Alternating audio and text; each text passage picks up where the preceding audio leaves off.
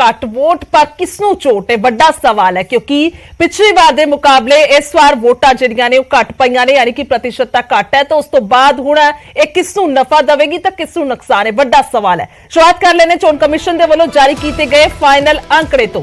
चोण commission के वल्लों final आंकड़ा जारी किया गया। पंजाब दे विच 71.95% यानी कि 72% वोटां कुल पईयां ने।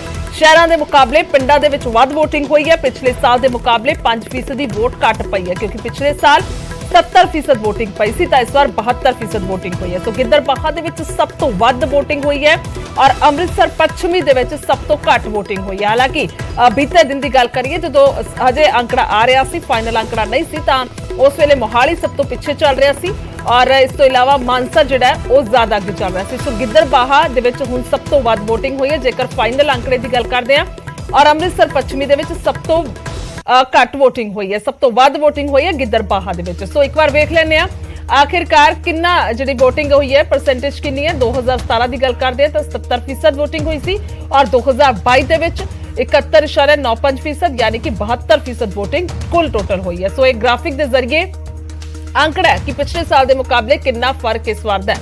5% वोटिंग जिहड़ी है पिछली बार दे नालों घट हुई है। सो एक बार नालों नाल देख लेने कि वोटिंग दे विच मोहरे कौन रहा है, किहड़ा हलका रहा। सब तो पहला गिद्दरबाहा दे विच सब तो वध वोटिंग हुई है। 84.93 यानी कि करीब 85% वोटिंग हुई है। तलवंडी साबो दे विच करीब 84% वोटिंग हुई है। सरदूलगढ़ च भी 84% वोटिंग हुई है करीब। बुढलाडा दे विच करीब 82% वोटिंग हुई है। एक बार खास तौर पर जेकर नजर पाने तो सब तो पहला सब तो ज्यादा वोटिंग गिद्दरबाहा च हुई है। उस तो बाद लंबी का जिक्र करते हैं तो इत्थे भी 82% वोटिंग हुई है। अब असी खास तौर पर जेकर गल की जाए नजर पा रहे हैं रेशो के हिसाब के नाल कि कितनी सब तो ज्यादा हुई है। तो उस तो बाद घटते किहड़ा हल्का घटता जा रहा है। तलवंडी साबो, सरदूलगढ़, बुढलाडा ते लंबी दे विच 1% वोटिंग नजर आई है, दर्ज की गई। तो उस तो बाद किहड़े ने घट वोटिंग वाले हल्के, कित्थे घट वोटिंग हुई है। अमृतसर पश्चिमी सब तो पहला है 55.40 यानी कि करीब 56% वोटिंग। लुधियाना दक्षिणी दे विच 60% वोटिंग करीब।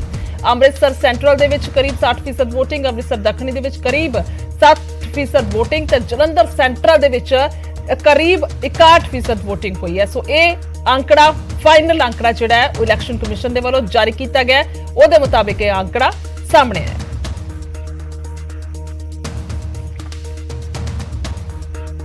लुधियाना पश्चिमी दे विच सब तो घट वोटिंग दर्ज की गई और वोटिंग तो बाद ईवीएम मशीनां नूं सख्त सुरक्षा के पहरे दे विच रखिया गया। मशीनां स्ट्रांग रूम च रखिया गई ने, जिन्हां दी सुरक्षा दे विच पुलिस और पैरामिलिटरी तैनात की गई है। 4 तस्वीरां तुहानूं विखा रहे हैं पटियाला, मोगा, जलंधर ते रोपड़ दी, जिथे कि पूरी तरह दे नाल सख्त सुरक्षा का पैरा कर दिता गया, क्योंकि लॉक पूरी तरह दे नाल कर दिता जाता है और उत्थे सुरक्षा लगा दी जाती है ताकि कोई भी इन्हां मशीनां दे नाल छेड़छाड़ ना कर सके। ते मशीनां सीधे तौर पर हुण 10 मार्च नूं खुलणगियां, यानी कि जिस दिन गिनती होनी है तस्वीर वेले ये मशीनां उस वेले खुलणगियां और उस तो बाद काउंटिंग होवेगी।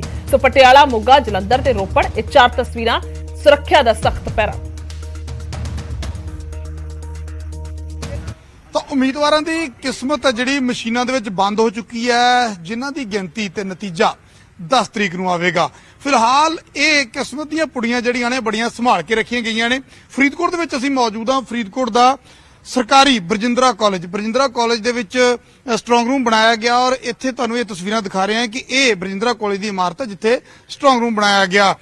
सुरक्षा बल तैनात किया गया है ताकि किसी किस्म का इन्हां मशीनां की सुरक्षा दे विच कोई कोताही ना होवे। डबल लेयर, ट्रिपल लेयर जिहड़ी सिक्योरिटी दे अरेंजमेंट किए गए ने। BSF के जवान तैनात ने, पंजाब पुलिस के जिहड़े जवान तैनात ने। तां इत्थे कह सकते हैं कि EVM मशीनां जिहड़ियां ने रखियां गईयां ने, जिन्हां दे विच उम्मीदवारां दी किस्मत है जिहड़ी वो बंद हुई है। किस दे हिस्से जित आउणी है, किस दे हिस्से हार आउणी है, इन्हां मशीनां दे नतीजे तो जिहड़ा हैगा पता लगना। साडे नाल ARO ने जिहड़े इत्थे रिस्पोंसिबिलिटी है जिन्हां दी देख रहे ने इस EVM नूं लैके जिहड़ी जिम्मेवारी दित्ती गई ARO रतनजोत। ARO साहब किस तरह दे सिक्योरिटी लेयर है, किस तरह अरेंजमेंट है और जिहड़ियां इत्थे मशीनां पईयां ने वो किहड़े-किहड़े विधान सभा हलके दीयां रखीਆਂ गईਆਂ ने? ਇੱਥੇ ਫਰੀਦਕੋਟ ਵਿਧਾਨ ਸਭਾ ਹਲਕਾ ਦੀਆਂ ਹੈਗੀਆਂ ਨੇ 185 ਬੂਥ ਨੇ, 185 ਮਸ਼ੀਨਾਂ ਇੱਥੇ ਪਈਆਂ ਨੇ। ट्रिपल लेयर सिक्योरिटी है, अंदर पैरामिलिटरी फोर्सेज है, फिर PAP आ जाती है, फिर अपनी लोकल पुलिस आ जाती है बाहरली साइड। ਤਾਂ ਇਹਦੀ ਸੀਸੀਟੀਵੀ ਕੈਮਰਾਜ਼ ਵਗੈਰਾ ਨੂੰ ਲੈ ਕੇ ਵੀ ਕਿਉਂਕਿ ਬਾਕੀ ਜਗ੍ਹਾ ਅਰੇਂਜਮੈਂਟ ਕੀਤਾ ਗਿਆ ਤਾਂ ਉਹ ਸਾਰੇ ਸੇਮ ਹੋਏਗਾ ਉਹਦੀ ਮੋਨੀਟਰਿੰਗ ਵਗੈਰਾ।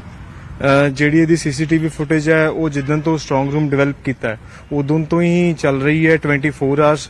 ਉਹਦੀ ਸੈਪਰੇਟਲੀ ਹੌਟ ਲਾਈਨ ਹੈਗੀ ਹੈ, ਉਹ ਬੰਦ ਨਹੀਂ ਹੋ ਰਹੀ। ਇਹਦਾ LEDs ਬਾਹਰ ਲੱਗੇ ਹੋਏ ਹੈ, ਈਵਨ ਬਿਲਡਿੰਗ ਦੇ ਬਾਹਰ ਵੀ ਸਿਕਿਉਰਿਟੀ ਹੈਗੀ ਹੈ ਜਿਹੜੀਆਂ ਸੀਸੀਟੀਵੀ ਕੈਮਰਾ ਚੱਲ ਰਹੇ ਨੇ। ਤਾਂ ਕੋਈ ਫਲਾਈਂਗ ਟੀਮ ਵਗੈਰਾ ਵੀ ਹੈ ਜਿਹੜੀ ਆ ਕੇ ਜੇ ਮੰਨ ਲਓ ਤੁਹਾਡੀ ਇੱਥੇ ਰਿਸਪੌਂਸਿਬਿਲਟੀ ਹੈ ਜਿਹੜੀਆਂ ਟੀਮ ਦੀ ਉਹਨਾਂ ਦੀ ਵੀ ਚੈਕਿੰਗ ਨੂੰ ਲੈ ਕੇ ਕੋਈ ਇਸ ਤਰ੍ਹਾਂ ਦੇ ਪ੍ਰਬੰਧ ਵੀ ਹੈਗੇ ਨੇ? ਜ਼ਿਲ੍ਹੇ ਦੇ ਵਿੱਚ 24 ਆਵਰਸ 4 ਟੀਮਾਂ FST ਦੀਆਂ ਚੱਲ ਰਹੀਆਂ ਸੀਗੀਆਂ ਹੁਣ ਤੱਕ। ਹੁਣ ਵੀ FST ਟੀਮਸ ਜਿਹੜੀਆਂ ਪੁਲਿਸ ਡਿਪਾਰਟਮੈਂਟ ਵੱਲੋਂ ਲਗਾਈਆਂ ਗਈਆਂ। ਤਾਂ ਪੂਰੇ ਪ੍ਰਬੰਧ ਕੀਤੇ ਗਏ ਨੇ ਤਾਂ ਕਿ ਬੇਹੱਦ ਨਿਰਪੱਖ ਤਰੀਕੇ ਦੇ ਨਾਲ ਕਿਸੇ ਕਿਸਮ ਦਾ ਕਿਸੇ ਨੂੰ ਕੋਈ ਸ਼ੱਕ ਸ਼ੁਬਾ ਨਾ ਰਵੇ, ਕਿਸੇ ਨੂੰ ਕੋਈ ਸੰਦੇਹ ਨਾ ਰਵੇ। ਇਸ ਕਰਕੇ ਸੁਰੱਖਿਆ ਦੇ ਪ੍ਰਬੰਧ ਪੂਰੇ ਕੀਤੇ ਗਏ ਨੇ ਔਰ 10 ਤਰੀਕ ਨੂੰ ਇੱਥੋਂ ਮਸ਼ੀਨਾਂ ਜਿਹੜੀਆਂ ਨੇ ਉਹ ਖੁੱਲਣੀਆਂ ਨੇ ਤੇ ਉਹਨਾਂ ਮਸ਼ੀਨਾਂ ਦੇ ਵਿੱਚੋਂ ਨਤੀਜੇ ਬਾਹਰ ਆਉਣੇ ਨੇ ਤੇ ਖੁੱਲਣੀਆਂ ਕਿਸਮਤ ਪੁੜੀਆਂ ਉਹਨਾਂ ਲੀਡਰਾਂ ਦੀਆਂ, ਉਹਨਾਂ ਉਮੀਦਵਾਰਾਂ ਦੀਆਂ ਜਿਨ੍ਹਾਂ ਦੇ ਨਾਮ ਦੀਆਂ ਵੋਟਾਂ ਇਹਨਾਂ ਮਸ਼ੀਨਾਂ 'ਚ ਬੰਦ ਹੋਈਆਂ ਨੇ। ਤਾਂ ਇੰਤਜ਼ਾਰ ਕਰਦੇ ਹਾਂ 10 ਤਰੀਕ ਤੱਕ ਦਾ। ਪਰ ਫਿਲਹਾਲ ਕਿਹਾ ਜਾ ਸਕਦਾ ਹੈ ਕਿ EVM ਮਸ਼ੀਨਾਂ ਨੂੰ ਪੂਰੇ ਸੁਰੱਖਿਆ ਬੰਦੋਬਸਤ ਦੇ ਵਿੱਚ ਰੱਖਿਆ ਗਿਆ। ਕੈਮਰਾਮੈਨ ਰਜਿੰਦਰ ਦੇ ਨਾਲ ਨਪਿੰਦਰ ਸਿੰਘ ਬਰਾੜ, ਨਿਊਜ਼ 18 ਫਰੀਦਕੋਟ। ਸੋ ਅੱਗੇ ਵਧਦੇ ਹਾਂ ਔਰ ਗੱਲ ਕਰਾਂਗੇ ਪੰਜਾਬ ਚੋਣਾਂ ਦੀ, ਜਿਸ ਨੂੰ ਲੈ ਕੇ ਅਮਿਤ ਸ਼ਾਹ ਗ੍ਰਹਿ ਮੰਤਰੀ ਦਾ ਵੱਡਾ ਬਿਆਨ ਸਾਹਮਣੇ ਆਇਆ। ਨਿਊਜ਼ 18 ਤੇ ਵੱਡਾ ਬਿਆਨ ਦਿੱਤਾ ਉਹਨਾਂ ਨੇ। ਪੰਜਾਬ ਚੋਣਾਂ ਦਾ ਮੁਲਾਂਕਣ ਜੋਤਸ਼ੀ ਹੀ ਕਰ ਸਕਦਾ ਹੈ, ਇਹ ਅਮਿਤ ਸ਼ਾਹ ਕਹਿੰਦੇ ਨਜ਼ਰ ਆਏ ਨੇ। ਪਰ ਅਸੀਂ ਪੰਜਾਬ ਨੂੰ ਲੈ ਕੇ ਪੂਰੇ ਆਸਵੰਦ ਹਾਂ। ਨੈਟਵਰਕ 18 ਦੇ ਐਡੀਟਰ ਇਨ ਚੀਫ ਰਾਹੁਲ ਜੋਸ਼ੀ ਦੇ ਨਾਲ ਖਾਸ ਗੱਲਬਾਤ ਦੇ ਵਿੱਚ ਅਮਿਤ ਸ਼ਾਹ ਨੇ ਬਿਆਨ ਦਿੱਤਾ। ਪੂਰਾ ਇੰਟਰਵਿਊ ਨਿਊਜ਼ 18 ਪੰਜਾਬ, ਹਰਿਆਣਾ, ਹਿਮਾਚਲ ਤੇ ਰਾਤ ਤੁਸੀਂ 8 ਵਜੇ ਦੇਖ ਸਕਦੇ ਹੋ ਔਰ ਉਸ ਦੇ ਵਿੱਚ ਵੱਡੇ ਹੋਰ ਬਿਆਨ ਕਈ ਦਿੱਤੇ ਗਏ ਨੇ। ਸੋ ਅਮਿਤ ਸ਼ਾਹ ਦੇ ਵੱਲੋਂ ਪੰਜਾਬ ਚੋਣਾਂ ਨੂੰ ਲੈ ਕੇ ਵੀ ਇਹ ਜ਼ਿਕਰ ਕੀਤਾ ਗਿਆ। ਉਹਨਾਂ ਦਾ ਕਹਿਣਾ ਹੈ ਕਿ ਜੋਤਸ਼ੀ ਹੀ ਜਿਹੜਾ ਕੋਈ ਇਸ ਦਾ ਮੁਲਾਂਕਣ ਕਰ ਸਕਦਾ ਹੈ। ਸੋ ਇੰਟਰਵਿਊ ਤੁਸੀਂ ਰਾਤ 8 ਵਜੇ ਦੇਖ ਸਕਦੇ ਹੋ ਔਰ ਉਸ ਦੇ ਵਿੱਚ ਕਾਫੀ ਅਹਿਮ ਗੱਲਬਾਤ ਜਿਹੜੀ ਹੈ ਅਮਿਤ ਸ਼ਾਹ ਦੇ ਵੱਲੋਂ ਕੀਤੀ ਗਈ ਹੈ ਕਿਉਂਕਿ ਗ੍ਰਹਿ ਮੰਤਰੀ ਵੀ ਨੇ ਦੇਸ਼ ਦੇ ਔਰ ਇਸ ਤੋਂ ਇਲਾਵਾ BJP ਦਾ ਵੱਡਾ ਚਿਹਰਾ ਵੀ ਨੇ। ਤਾਂ BJP ਦੇ ਵੱਲੋਂ ਹੁਣ ਅਹਿਮ ਜਿਹੜਾ ਹੈ ਉਹ ਇੱਥੇ ਰੋਲ ਅਦਾ ਕੀਤਾ ਗਿਆ। ਪਾਰਟੀ ਪੱਧਰ ਤੇ ਉਹਨਾਂ ਦੇ ਵੱਲੋਂ ਪੂਰਾ ਪ੍ਰਚਾਰ ਕੀਤਾ ਗਿਆ।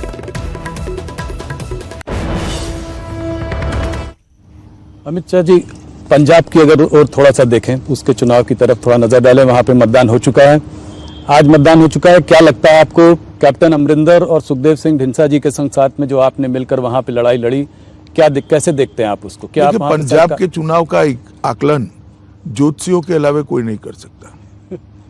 बड़ा विचित्र प्रकार का चुनाव हुआ है, मगर हम आशावादी है कि हमने बहुत अच्छे से चुनाव को लड़ा है। अमित शाह जी, पंजाब की अगर और थोड़ा सा देखें, उसके चुनाव की तरफ थोड़ा नजर डालें। वहां पे मतदान हो चुका है, आज मतदान हो चुका है। क्या लगता है आपको, कैप्टन अमरिंदर और सुखदेव सिंह ढींसा जी के संग साथ में जो आपने मिलकर वहां पे लड़ाई लड़ी, कैसे देखते हैं आप उसको? क्या आप पंजाब के चुनाव का एक आकलन ज्योतिषियों के अलावा कोई नहीं कर सकता। बड़ा विचित्र प्रकार का चुनाव हुआ है, मगर हम आशावादी है कि हमने बहुत अच्छे से चुनाव को लड़ा है। ਤਾਂ ਇਹ ਬਿਆਨ ਜਿਹੜਾ ਹੈ ਉਹ ਚੋਣਾਂ ਨੂੰ ਲੈ ਕੇ ਦਿੱਤਾ ਗਿਆ। ਅਮਿਤ ਸ਼ਾਹ ਦਾ ਕਹਿਣਾ ਹੈ ਕਿ ਕਿਸਾਨ ਅੰਦੋਲਨ ਦੌਰਾਨ ਸਰਕਾਰ ਖਿਲਾਫ ਇੱਕ ਧਾਰਨਾ ਬਣਾਉਣ ਦੀ ਕੋਸ਼ਿਸ਼ ਕੀਤੀ ਗਈ ਸੀ ਪਰ ਕਿਸਾਨਾਂ ਦਾ ਉਹਨਾਂ ਨੂੰ ਪੂਰਾ ਸਾਥ ਹੈ। एजिटेशन की वजह से उनके अंदर कोई रोष नहीं है? देखिए, एक परसेप्शन बनाने का जरूर प्रयास किया गया, मगर सफल नहीं हुए। किसान हमारे साथ है। लगभग 86 लाख किसानों का हमने ऋण माफी किया था और 35,000 करोड़ का ऋण माफ किया था। लगभग आप 435 लाख मैट्रिक टन खाद्यान्न हमने खरीदा है, किसानों से खरीदा है और 80,000 करोड़ का भुगतान डायरेक्ट उसके बैंक अकाउंट में किया है। 2 करोड़ 84 लाख किसानों को प्रधानमंत्री किसान सम्मान निधि सीधी इनके बैंक अकाउंट में जाती है, हर साल 6,000 रुपया और 32,500 करोड़ रुपया आज तक मोदी जी ट्रांसफर कर चुके हैं। प्रधानमंत्री किसान फसल बीमा योजना के तहत 25,60,000 किसानों को लगभग 2,200 करोड़ रुपया का भुगतान हो गया है और लगभग 4,72,000 करोड़ रुपया फसली ऋण जो शॉर्ट टर्म होता है, हर फसल के लिए होता है, उसको हमने पहुंचाया है। लगभग 2 करोड़ किसानों को किसान क्रेडिट कार्ड पहुंचा है। ਤਾਂ ਨਿਊਜ਼ 18 ਦੇ ਨਾਲ ਐਕਸਕਲੂਸਿਵ ਗੱਲਬਾਤ ਦੇ ਵਿੱਚ ਗ੍ਰਹਿ ਮੰਤਰੀ ਅਮਿਤ ਸ਼ਾਹ ਨੇ ਕਿਹਾ ਕਿ ਅਤਵਾਦ ਦੇ ਮੁੱਦੇ ਤੇ ਸਰਕਾਰ ਕੋਈ ਸਮਝੌਤਾ ਨਹੀਂ ਕਰੇਗੀ। ਅਮਿਤ ਸ਼ਾਹ ਨੇ ਕਿਹਾ ਕਿ ਜੇ ਕੋਈ ਵਿਅਕਤੀ ਸੰਗਠਨ ਜਾਂ ਪਾਰਟੀ ਅੱਤਵਾਦ ਦਾ ਸਾਥ ਦੇਵੇਗੀ ਉਸ ਨੂੰ ਕਾਰਵਾਈ ਦਾ ਸਾਹਮਣਾ ਕਰਨਾ पवेगा। चन्नी जी ने आपको एक चिट्ठी लिखी थी जिसका आपने अभी 2-3 दिन पहले जवाब भी दिया।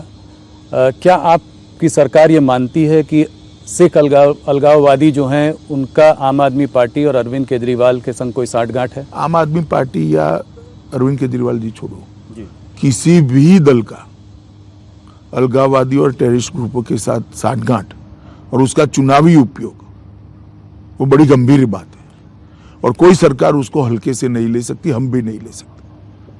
हम जरूर इसकी जांच कराएंगे। तो आपको लगता है कि ऐसा हो रहा है क्योंकि आपने चिट्ठी का जवाब दिया है? देखिए, एक मुख्यमंत्री जब चिट्ठी लिखते हैं, जी चुनी हुई सरकार के मुख्यमंत्री, जी, तो उसको हल्के से लेने का मेरे पास कोई कारण नहीं है, बाकी तो जांच में आएगा।